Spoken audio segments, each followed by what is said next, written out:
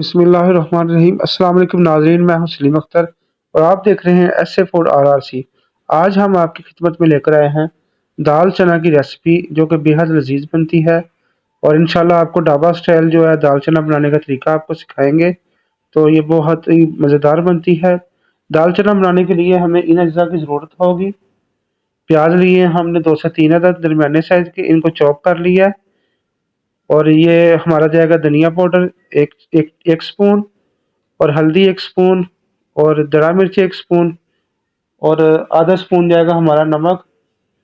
तो ये मिर्चें जाएँगी 6 से 7 अदद, अदरक जाएगा और लहसुन जाएगा, और 1 कनौर क्यूब्स की टिक्की जाएगी। ये अज्जा जाएँगे हमारे दाल के अंदर। तो दाल चना बनाने के लिए हम सबसे पहले एक कढ़ाई को ले लेंगे। कढ़ाई में हम ऑयल शामिल करेंगे तकरीबन 1.5 कप।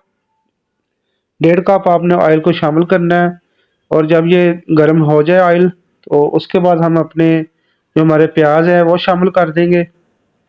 3 अदद प्याज थे, इनको हमने बारीक बारीक काट लिया है स्प्रिंगल स्टाइल में। ये देख सकते हैं आप, माशाल्लाह माशाल्लाह बहुत ही प्यारी कटिंग की है प्याज़ों की। तो बारीक बारीक प्याज काटने का फ़ायदा ये होता है कि जो जल्दी ब्राउन हो जाते हैं तो अंदर से कच्चे नहीं रहते। तो आपने इस तरीके से प्याज काटने हैं। तो आपसे गुजारिश है कि हमारे चैनल को लाइक करें, शेयर करें और सब्सक्राइब करें। तो ऐसे आपने इनको फ्राई करना है मीडियम आंच पर। आंच आपने ज़्यादा तेज़ नहीं करनी वरना हमारे प्याज जल सकते हैं। तो इस तरीके से आपने प्याज़ों को हल्का हल्का ब्राउन करना है। ऐसे आपने चम्मच की मदद से हिलाते रहना है इनको। हिलाने का फ़ायदा ये होता है कि एक जैसी हीट मिलती है सब प्याज़ों को, और प्याज़ों का कलर एक जैसा आता है। ये देख सकते हैं माशाल्लाह माशाल्लाह। प्याज आपने लाइट ब्राउन करनी है। उसके बाद हमारा अदरक, लहसुन और सब्ज़ मिर्च का जो पेस्ट था हमारा, ये हमने ग्राइंड कर लिया था, ये शामिल कर देंगे। इसको कुक करेंगे, थोड़ा सा पानी शामिल कर देंगे। इससे जो हमारे प्याज की ग्रेवी है वो अच्छी बन जाएगी। प्याज अच्छी तरह से मेल्ट हो जाएंगे, क्रीमी क्रीमी से बन जाएंगे। तो इस तरीके से आपने ये बना लेने हैं। उसके बाद हम अपने मसाले शामिल कर देंगे।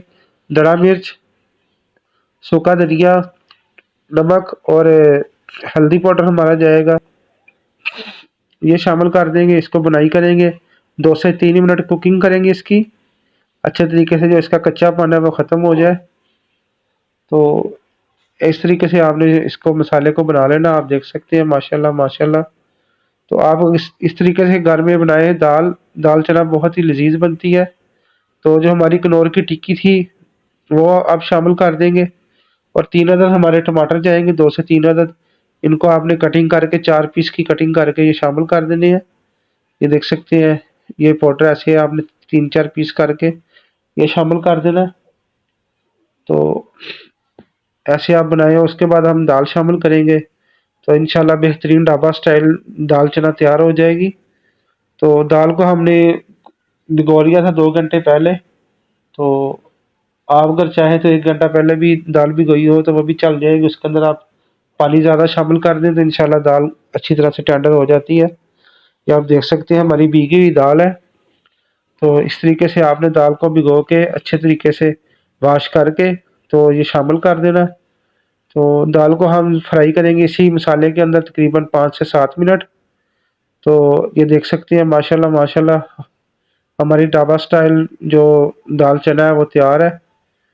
तो आप घर में बनाएं तो इंशाल्लाह बहुत ही मज़ेदार ये दाल चना बनती है। अपना बहुत सारा ख्याल रखें और हमें दुआ में याद रखें। इंशाल्लाह नेक्स्ट वीडियो में मिलते हैं नेक्स्ट रेसिपी के साथ। अल्लाह हाफिज़।